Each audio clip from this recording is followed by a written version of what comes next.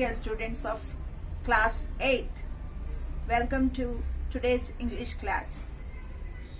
In the previous class, you learned about Indian art and culture. What is the art and culture? The art and culture of India plays a prominent role in development of any nation. So, our art and culture play a prominent role to develop our nation. And art and culture is expressive of our creative and imagination. India is symbolized by this art and culture.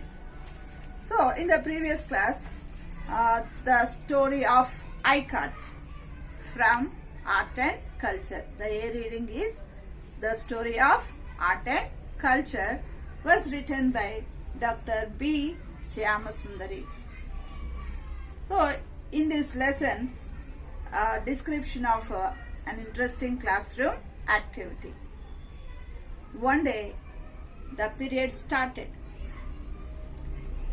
Which period? Social studies. So, Janaki teacher's class. Janaki teacher is a social studies teacher. That day, she came to the class with the different types of fibers, and the dull class became active. The drab class became vibrant by arrival of Janaki teacher, because they wanted to know what is the lesson is going to be taught to them. And Janaki teacher is loved by all the students because she was very fair to every student. She treats every student equally. And she started a lesson. What was the lesson she started that day? Yes, textiles of India, ikat, not ikat. That day the students could not spell the word ikat, and she explained the pronunciation of ikat, and also what is the meaning of ikat also she explained in her lesson. And what is the origin of ikat she explained to the students. And also she felt sorry about the handlooms fabrics became backward and in this competitive world. So by that time the students asked to continue the lesson, the textiles of India, ikat of Andhra Pradesh. Then she continued the explanation of the textiles of India, ikat. Let's move on to the lesson. From the page number 54. From the page number 54. 4th unit, A reading. Those who have textbook, you all should have your own textbooks. Those who did not buy the textbook so far, you have to buy the books. And you should go through the lessons after explanation. Okay? Yes. Let's move on to the lesson. The story of ikat. Janaki began. It is called Chitiki in Telugu, Patola in Gujarati, and simply ikat in Oriya. The tie and dye process is called in different languages in different ways. Here we can observe what it is called in Telugu. In Telugu, it is called Chitiki. The tie and dye process is called in Telugu chitiki. Here it is called, it refers to the tie and dye process. Okay, next, patola in Gujarati. In Gujarati, it is called patola. Patola. Okay, and in Oriya language, it is called ikat. It is called ikat. These are the names of the process tie and dye. Children's attention was divided between her words and the fabrics.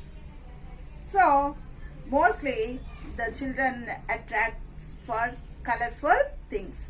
So the other side they are listening and they are looking at the colorful fabrics which the teacher brought to the class.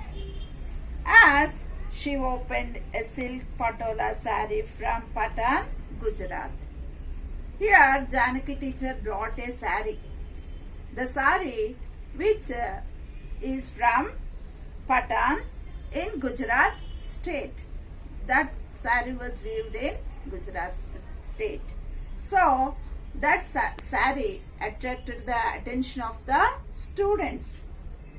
What type of saree she brought? Let us see. It had a red design on a black background with rows of flowers in the border. The simple leaf design repeated across the body and the flowers in the border created a mesmerizing effect. Sometimes your mothers or your aunts put on some colorful sarees, very nice sarees. So when you look at that sarees, you feel very attractive, you feel very happy. So here when the students saw the saree which the teacher brought to the class, they all were mesmerized. Mesmerize means captures one's complete attention. Here what captured the complete attention? The saree which is brought by the Janaki teacher. As if a magic. When you see a magic, how do you feel? That feeling we can say mesmerize. Here the saree, the background of saree is completely a black, like a black, and the border is with the rows of flowers. Suppose this is a saree, the border is rows of flowers. Here flowers. Okay, like this the saree is. Here I am drawing, but naturally the saree looks very attractive. The children mesmerized by seeing that saree. The border is with flowers and the background of the saree is black color, and across the saree the leaf design is there in the across the saree like this. Okay, so the children attracted to the saree, and because it is made a handloom, it was made on the handlooms. I want to tell you something. Here, what are natural fibers? You should know. In science subject, already you learnt. The cotton we get from cotton plants. With this cotton, we make threads. The threads are used in making cotton clothes, cotton fibers, and also silkworms. we get silkworms, silk threads. So we use the silk threads also to make silk sarees. These two types of clothes are made with the natural fibers. So these are our natural fibers. This is the culture of our India, and the people use these clothes are very happy because of our culture. So when the people saw the design of the saree, when the students saw the saree, they felt very happy. The teacher said, "Are you thinking about the word ikat or tie and dye?" Ikat means tie and dye. The other words we can say cut, tie and dye. While you are looking at the fabrics, what can be the origin of this word? She asked the students the meaning of origin. She did not ask the meaning of origin. Origin means the place where the something begins, or the birthplace, the beginning place, the beginning point of something. Here, the beginning point of this ikat. Where was it? It started? No one answered, but looked expectantly as she continued. Expectantly means with the feeling of excited, that something good to happen. So they wanted to know the story of ikat. Very interestingly, they are listening to the teacher. Then as she continued, she refers to Janaki teacher. She continued the story. In hand weaving, we have threads stretched lengthwise called warp. Yes, the Janaki teacher explained about the threads which are used in tying and dyeing. The teacher said, "Are you thinking about the word ikat or tie and dye while you are looking at the fabrics? What can be the origin of this word?" No one answered, but looked expectantly as she continued. In hand weaving, we have threads stretched lengthwise called warp. Lengthwise, vertically, lengthwise. See, the green color threads are called warp. What is the meaning of warp here? Warp refers to lengthwise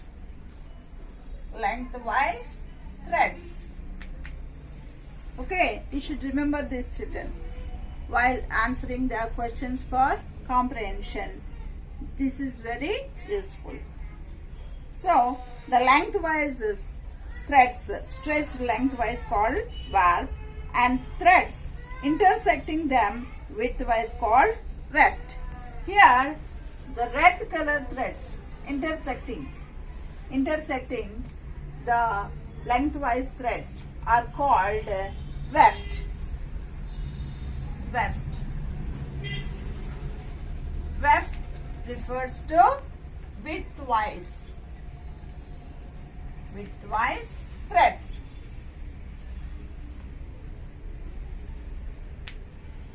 Warp refers to lengthwise threads. Weft refers to widthwise threads. So she explained that, and imagine the graph sheet, and also she gave an example. What example did she give here? She gave an example of graph sheet. In graph sheet, there are x-axis and y-axis. X-axis denotes the horizontal lines, whereas y-axis denotes the vertical lines. Here y-axis is for warp. Y-axis compare with the warp, and x-axis compare with the weft. Okay, in the graph you will have, this is the x-axis, this what these horizontal lines, and this is x-axis and this is y-axis. Here the lengthwise threads compare with the y-axis and widthwise threads compare with the x-axis. Here Janaki teacher gave that example. Why did she give that example? In order to make the students understand better the concept. So here you can observe Ahmad was excited. The student Ahmad was excited for what? Here for the explanation of Janaki teacher. Imagine the graph sheet and the x-axis and the y-axis and how they crisscross to form square motifs. Square motif means designs.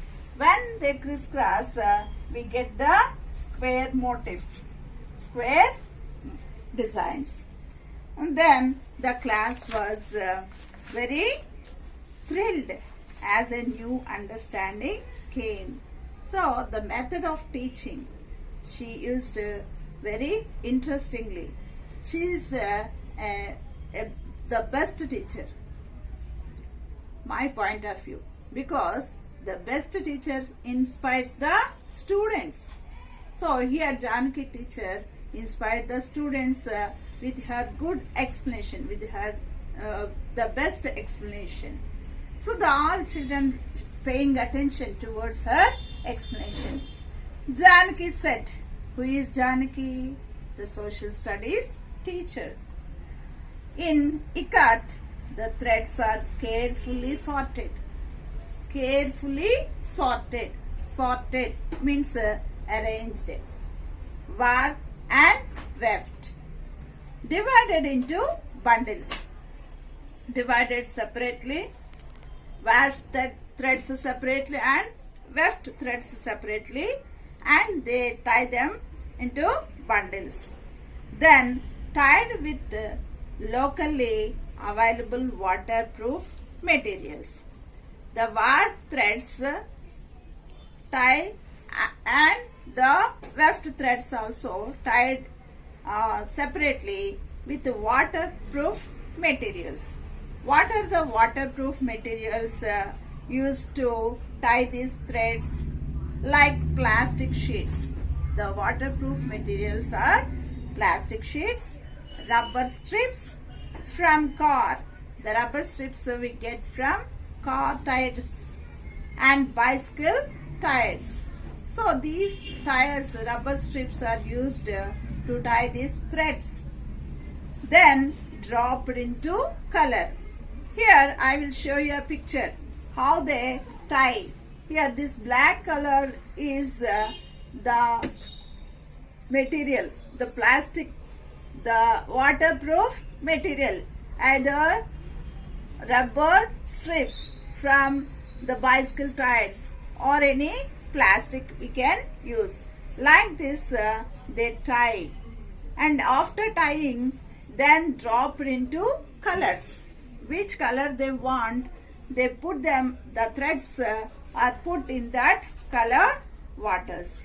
Once you untie the knots, tie opposite, untie. The antonym of tie is untie.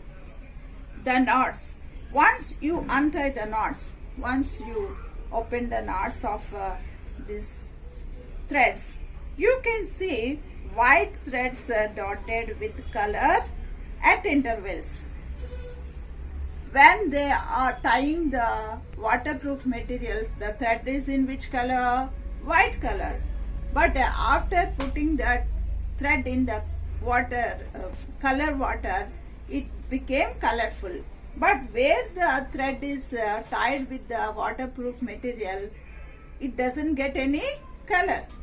So here we can get the designs, the dotted designs with the color at intervals. Some part is the one color, the other part is in white color. So Ravi said, what did he say? Once untie the knots, you can see white threads dotted with colors at intervals. When teacher said like that, Ravi said, "Teacher, how do they know where to tie the knots?" Janki smiled. So the weavers, they refers to weavers. Ravi asked the teacher how the weavers knew where to tie the knots of the threads. Then Janki's teacher smiled and replied, "The ties indicate the design we want." So according to the design, what type of design they want to give to the fabrics, according to that design they tie the threads. We can look at a design or a motif and a tie. Ravi looked puzzled. Puzzled means confused. He did not understand what the teacher is explaining to him. He feels like a mathematics. It did not seem simple. The tying knots is not so easy task. Not so easy task. Even though the uneducated weavers, the illiterated weavers, they knot the threads very carefully. Carefully they arrange the threads and they carefully knot the threads.